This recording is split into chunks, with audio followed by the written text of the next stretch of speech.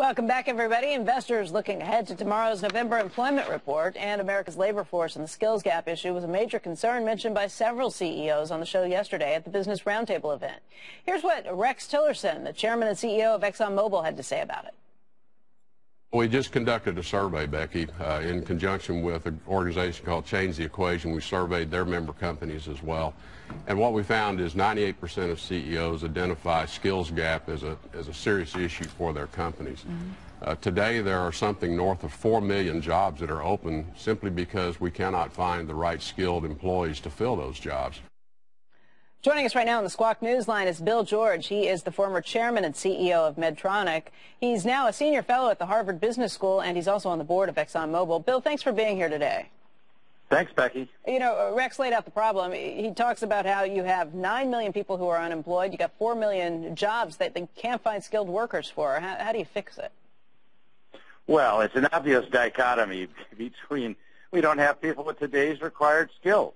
And I was at the Wall Street Journal CEO Council earlier this week, and that's the number one issue being discussed with CEOs and what we can do to address this problem. The CEOs are pragmatists, and you have Beck's doing a fabulous job heading up the Business Roundtable's Workforce Task Force, and they're deciding they're going to have to do it because Congress has stalemated. The president will not act, and there are a number of things that could be done, Becky, but in Washington, the actions are not being taken, so all the power is devolving to the state and local level. So you have cities like Houston, Charlotte, Minneapolis, where the business people are stepping up and deciding to take it into their own hands and really work with the local colleges and universities to create trained people. So we have a serious problem in this country with job training for today's skills.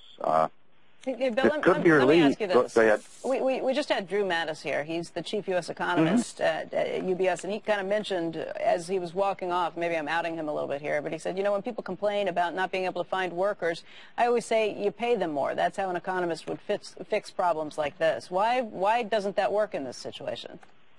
Well, because they need the skills. Paying them more, they're well These paid. people really I can don't guarantee exist. you. All those Exxon, Caterpillar employees you heard, including you heard Doug McMillan of Walmart say that they're paying more than minimum wage. Yes, they're not poorly paid. That's not the issue.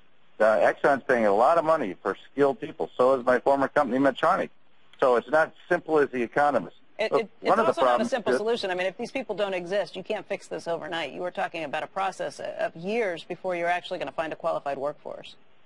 Yes, but one of the ways you could fix it very quickly is to address the immigration issue. The president has addressed the more complex issue of illegal immigration, gotten a lot of pushback, Becky, but he could very easily, with a stroke of a pen, address the problem of legal immigration.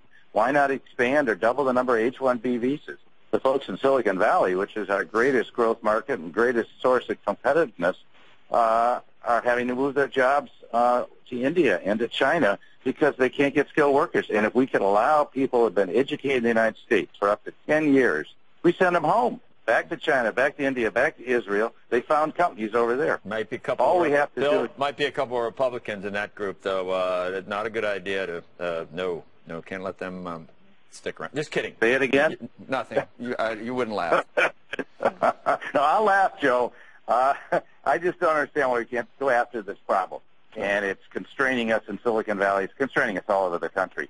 And it's very upsetting to me at Harvard when we train very skilled people with technical degrees from MIT. They come here, they do, and then they have to get sent home. It makes no sense at all. Yeah, Doug Oberhelman of Caterpillar mentioned the same thing. You have these people you train who come in, and 5 years later they're sitting across the table from you, negotiating for your competitors because they had to get sent back.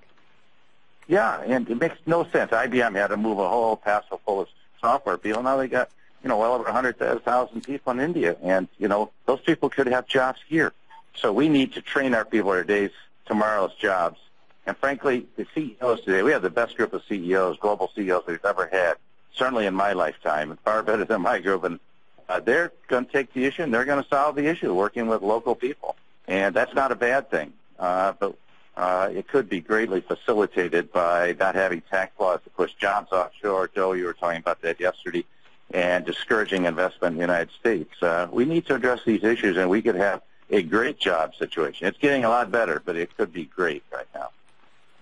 All right. Bill, thank you very much for joining us today. We know this is an issue you're going to continue to follow. We'd love to have you on set to talk about it again soon.